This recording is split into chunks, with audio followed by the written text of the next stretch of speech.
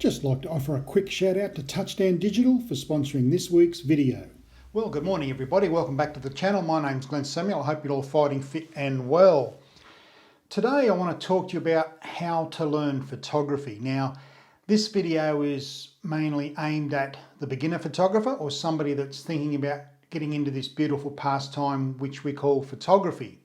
Now, I've titled it How to Learn Photography. Now, there's plenty of ways we can learn, but the first one is get some practice.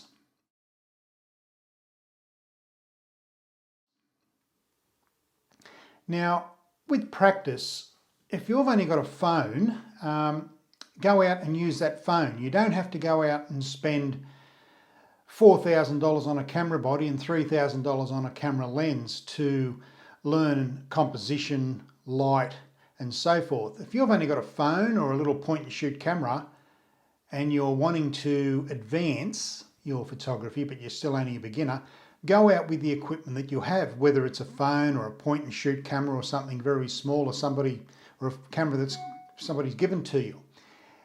Go out and practice with that. That's probably the best way to do it. Before you go out and spend a small fortune on camera equipment, go out and get some practice. The next tip I can give you is get familiar with your gear. Now, getting familiar with your gear is very important. I mean, most of these modern day cameras now have that many features and benefits and buttons and dials that it can confuse even the most seasoned photographer. But to get to know your gear is very, very important. Once again, if you don't own a digital SLR or a mirrorless camera and you only have your phone, go out and practice what light does to the scene. You can still learn it with your phone and work on your composition. It's a bit like getting some practice, but get familiar with the equipment that you have. Number 3 is seek out learning opportunities. Now, we learn in different ways. A lot of people learn visually, and that's where YouTube's very good, just like this channel. YouTube is very good for the people that like to visually learn. Then you have people that like to read.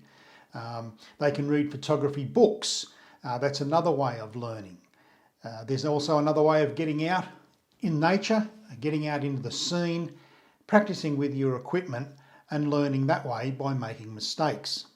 But at the end of the day, it doesn't matter how you learn how to become a photographer or learn about photography. You need to learn what light does and how it interacts with the scene or the subject or the object that you're wishing to photograph. So learning about the light is number one priority and how it reacts to what you're doing and the settings that you employ with your equipment. Number 4, this is one that I did many, many years ago, and that is use a small memory card.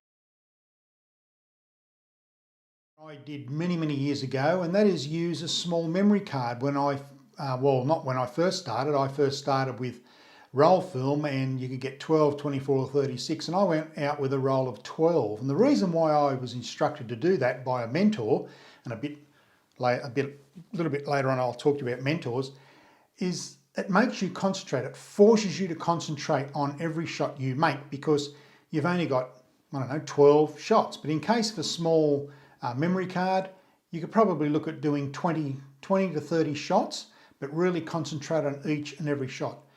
What you don't want to do is go out and take 100 images and then come back with probably one mediocre one. So go out and shoot not many frames. Possibly set yourself a limit to say, right, I'm going to take 20 shots today. That's my limit. And then concentrate on every shot you make. Concentrate on those 20 shots. Could be even 10, could be 30, but don't go too high with how many shots you'll go out and take. Number 5 is learning about exposure. Now, once again, if you haven't got a full-blown camera system and you've only got a phone, you can still learn about exposure.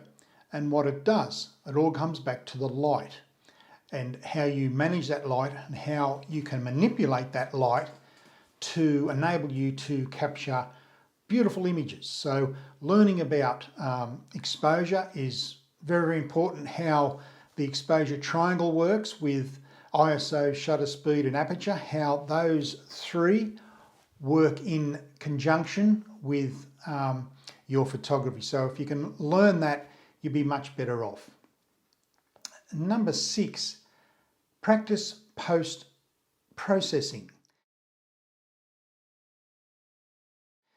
Now you might think that you'll spend most of your time out in the field taking photographs. Well, yes and no, because the way photography is these days, you need to do a little bit of editing. Now, if you don't have an editing program in your computer, there's a lot of free applications out there that you can use. GIMP is one of them. GIMP, G-I-M-P, that's almost as powerful as Photoshop. Now that's a free app and you can download that on your computer and it's very, very good to use. A little bit tricky, but if you can understand all the sliders and the bars and so forth, GIMP's very, very good to use before you actually pay money or a subscription to Adobe for Lightroom and Photoshop. So practice post-processing, but don't do too much. Number 8, expand your horizons. Now, number 8 is very important. Like, I professionally take photos for a living for commercial purposes, such as advertising for magazines, brochures you receive in your letterboxes from the Coles, the Woolworths, the Aldi's and the Super Cheap Autos and Repco.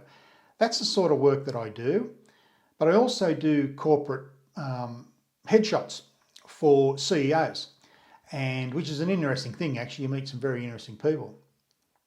But with personal photography, if you're specialising in, say, landscape photography, why don't you go out and try street photography or portrait photography or architectural photography? Just break it up a little bit, because when you first start with photography, a lot of people, a lot of the amateurs, a lot of people that are new to photography, they seem to think they need to photograph everything. Well, then they really don't end up with one genre, which in some respects is good, in some respects is not so good. So if you've got a set genre in mind, you want to be a landscape photographer, that's fine, but every now and again break it up with something else. And the reason why I suggest that is because when you come back to your landscape photography, you're full of vigour. You haven't done it for some time and the endorphins are flowing and you're a bit excited. So try and broaden your horizons with other photography. 9, draw inspiration from others. Now,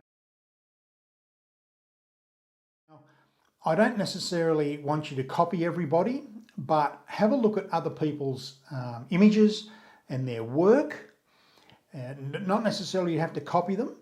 Now, a lot of people, when they post images on social media or even on YouTube, they post the settings and the camera they use. Now, being a beginner photographer, if you're in that situation, I don't want you to panic because you haven't got a camera that person used on that YouTube video.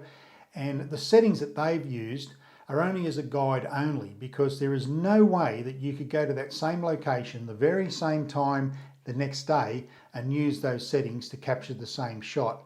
I can guarantee you 99.9% of the time that won't happen. So only use that as a guide, but get inspiration from others. Look at things like Flickr. Flickr is still relevant today in 2021, mind you.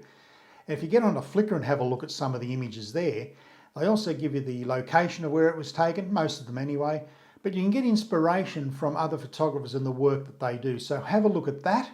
Finding inspiration from others is very important. Number 11 is get a mentor. Now, years and years ago, I've been involved in photography. This is my 40th year with photography. And the last 18 years I've been shooting professionally for a living. Now, I had a mentor many, many, many years ago, and it was the best thing that I ever did. Because when I first started, there was no YouTube, there was no Facebook, Twitter, Instagram, there was nothing. We had to learn basically by ourselves. And that's what I did until I met a mentor at Kodak Australia, where I did work for some time. He was an outstanding photographer. He is still probably the best I've ever seen, quite frankly. And he was a landscape photographer. Well, actually, he was a wedding photographer, but he also loved doing landscape photography like I do and was. I was a wedding photographer for 8 years. But he taught me a lot about photography. And one of the things he taught me was don't take notice of what other people think or say about your images, and learn to read the light. He was a fanatic with weather and light. So find yourself a mentor. Where you find them, it's up to you. But having a mentor alongside you that you can talk to, convey your feelings on particular types of photography or the subject you want to photograph, that's a very, very good way of learning, is to have a photography mentor. Don't be embarrassed. Don't think that you're weak or you don't know enough, because a good mentor, like a good teacher, will get you through those tough times and elevate you to another level, actually. So find yourself a good mentor. Now, where you can find mentors, though, this is number 12, is join a photo club or a forum. This is number 12, is join a photo club or a forum. And you're mixing with other people that have the same interests as you. Not everybody wants to join a photo club because they're frightened that they might feel like they don't know enough, or they don't have the right equipment, or they don't have the latest camera and lens that's out there, which quite frankly you don't need. I just think that joining a photo club or a forum will help you greatly, and that's where you can possibly find a mentor, actually.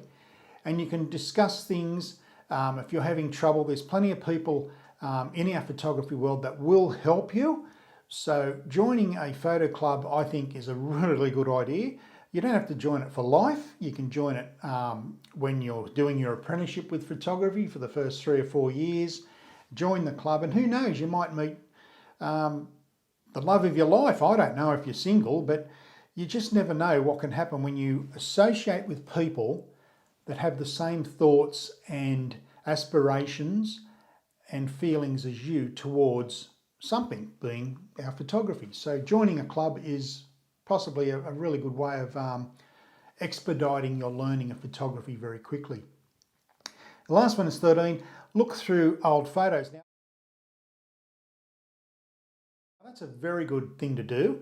Now, if you've been shooting now for say 12 months or 18 months and you're still new to it, go back and look at your old photos from when you first started. Now, and that's a good way. You can compare last year to this year and have a look at the quality. Just see if you've improved. And I can guarantee you, you probably have improved and you just don't notice, or you just don't know it until you look at your old images. And you can see, geez, I've come a long way. And that, once again, builds your momentum, your enthusiasm for your photography. Look through your old photos and get inspiration from your old photos to where you are today and the work that you've done to get to the position you are in today. Now, just to finish up, back to the beginning, you can learn photography many ways. As I said, if you're a visual learner, YouTube's probably the best way to go. But for new people, I suggest you be very careful, because on YouTube, it's a swamp of really good information and not so good information, and you need to decipher or sieve through or trawl through what's right for you, because not all the information you'll see on YouTube pertaining to photography is suitable for every individual. So just keep that in mind. But YouTube is a very good place to learn. If you like reading, you can read through books, or you can read blogs on the internet. There's various ways you can learn. So it all depends on the individual. So that's it. That's my thoughts on this. My channel's all about teaching people. I've been teaching photography for some time. and I just get a buzz out of teaching people, especially the people that come in our workshops, when I show them how to work on Instagram, for instance, with the shutter speed and the aperture, and the look on their face is just priceless for me. It's not about the money that they pay me to teach them, quite frankly. It's the feeling I get when somebody finally sees an image and goes, my God, I didn't know I could do that. And that's beautiful. It's really, really good. So I love teaching people, and this is what this channel's all about. So that's it. If you have any comments, please put them down below and I'll certainly get back to you as soon as I can. If you're new to this channel, please hit the subscribe button and the bell next door so you don't miss anything. I really appreciate your support, and I love bringing these videos to each and every one of you. So until then, my name's Len Samuel. Thank you for watching Sniper Photography, and as I always say, be nice to yourself, family and friends, but most of all, you keep smiling and keep shooting. Bye for now.